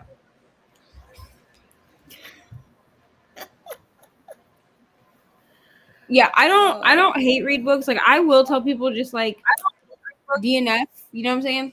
But also I'm really ruthless when it comes to DNFing. I will start a book, read the first 4 pages, and then DNF because it's not the vibe. So Well, and I will do that, but I usually don't call it DNFing. I'm just like, yeah, I'm not reading this right now. And I don't know. I mean, there's a couple times where I do that and I'm like, okay, I'm not going to pick this back up. But I am very like, oh, I might pick this back up again. I might, you know, I don't know. I didn't try a chapter. If I think that it's a book that I might pick back up at some point, then I won't count it as a DNF. It just won't get logged. Like you won't even know that I read it. Yeah. Yeah, absolutely. I mean, I did a try a chapter for my day 14 vlog. Yeah. My day 14 vlog. I did a try a chapter and I actually got rid of 2 of the books that I tried a chapter for. I was like, I don't want anything to do with this book. And I don't even think I made it through the full chapter. And I was like, yeah, I'm getting rid of this. So I can be ruthless, but I just like, I might read it. I'm just not going to read it while it's on my shelves. Like it's not a book that I'm going to hold on my shelves until I read it kind of thing. So I don't know. It's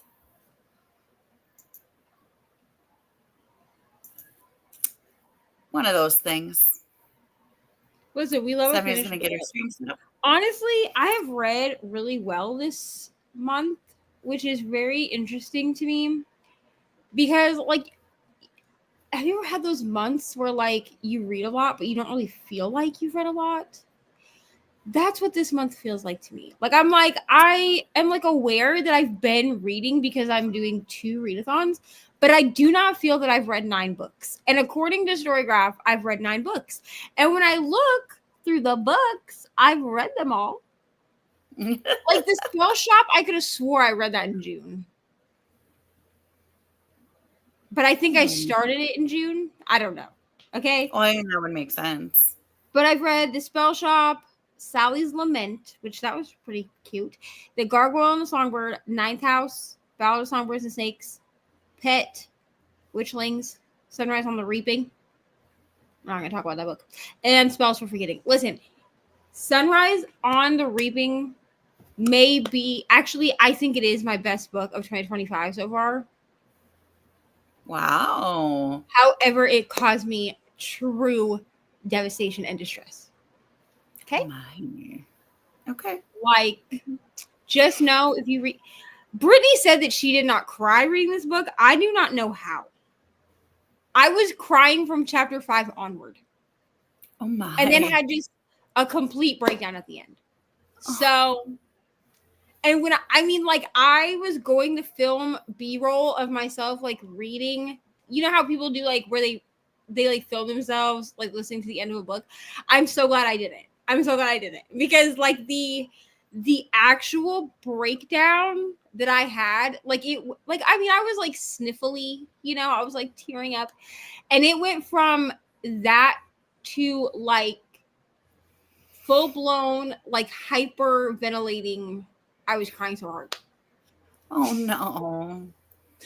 Like my brothers were in here with me when I was like listening to the, you know, the ending of it. My 16-year-old brother has read it. My 23-year-old brother has not yet. But my 6-year-old brother was like, I kind of want to sit with you while you like read the end of the book. And I was like, okay. Well, I was listening to the audio, right? So I had headphones in. He couldn't actually hear anything. But they were sitting here playing Magic, the Gathering. And all of a sudden, like, and I could feel it. I was like, I'm going to crash out. Like, I'm going to crash out. So I start just crying. Like, I took my glasses off. I was like sitting like this. And I like had been coloring on my iPad, like while, like, you know, doing a cozy hobby while I'm reading. That's what it does. Yes. And I literally started crying so hard. I was like making audible gasping noises and I could not speak. And my brother was like, okay. And I was freaking out. Like I crashed out. And then I finally got myself calm. And my 23-year-old brother was like, he was like, it was kind of funny. He's like, only because like the crash out was so immediate. He was like, I don't think I've ever seen you have a breakdown so quickly and intensely. And I was like, I don't think the book has ever made me cry. So I don't know if I will ever read this book again. I'll be real. I don't know if I will ever read this book again, y'all. I don't know. Because here's the thing is, I was like, one day I might go back and reread this. Like once I have because I will buy a physical copy. But this way I have a physical copy of it so I can annotate. Because there are really powerful things like said in this book. But I'm like, I don't know that I want to put myself through that. Like maybe I will just re-download the library version, like the ebook, and then just put my annotations in that way. Because I did annotate like as I was reading like the library version, because I'm making a spoiler-filled vlog of me rereading the Hunger Games, but in chronological order. Yeah. So I read Ballad last week. Then I read Sunrise this week. And then I was like, oh, well, when I read Sunrise, I'll just jump right into my illustrated version of the Hunger Games. Now I'm going to need at least like a week. I don't think I'm going to pick up another Hunger Games book until the first week of August, to be honest. I am devastated. Like even thinking about it right now. There's a reason that half of the internet that like film themselves reading this book are just like boo-hooing on the internet. Brittany, listen, I'm surprised Brittany didn't cry. She said she didn't cry. I believe her. Okay. Because like me and Brittany are the criers. You know what I'm saying? And she was like, I was angry, but I didn't cry. And I was like, oh, I was angry. But see, when I get angry, I cry. So like, it's like a double-edged sword. Yeah. Yeah. So my friend actually, so it was, her birthday was in April. And her husband went to the store and he was like, what is the book that everybody's reading right now? And they were like, well, it's Sunrise on the Reaping. So he bought that for her. And so she was like, oh, he got me this book. And I was like, okay. And she's like, I don't know. It's like something reap and sun. And I was like, Sunrise on the Reaping? And she's like, yeah. And I was like, have you read any of the other books in the Hunger Games? And she's like, no. I don't know if that's where you should be starting. That's not where I would start. So I've read all of them except Sunrise on the Reaping. So Ballad was a reread for me because I read that in 2020 when it came out. So I was like, okay, well, I knew Sunrise was coming out because I was going to do this vlog last year, but then I knew Sunrise was coming out. So I was like, okay, well, I might as well wait until the new book comes out and then I'll just read them all in chronological order. Because that was the idea for the video, was to see how everything ties together to make it become the result that we get at the end of the third book in the original trilogy. Mm-hmm. I already know Haymitch's story because we're told things in the original trilogy. However, there's some stuff that you're not told. And that's the stuff that killed me on the inside. So. Yeah, but it's just like she didn't have that basis of like anything. She's like, I mean, it's fine. She needs to either honestly, she needs to read them in publication order first. Right. So even if she skips Ballad, because some people skip Ballad. So even if she skips Ballad because she doesn't care about snow, she needs to at least read the first 3 books before she picks up. Because I don't think she's going to understand what's even really happening. I don't think she has any desire. I don't think she's ever had a desire to read the Hunger Games. Like, she just loves her husband and he gave her this book and she's like, I can't not read it. That's fair. I just feel like if she wants to read it, she should probably read the first 3. Because you meet a lot of people. Yeah, kids I told her that, and she was Sunrise that are adults in the original trilogy. Go party and go to bed, bro. Driving me nuts.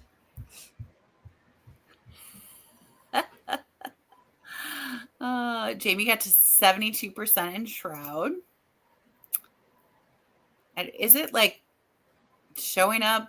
I've clicked on it a couple times. By Adrian Tchaikovsky, survival sci-fi on a very alien planet. Tchaikovsky. I don't know what that is, but very cool.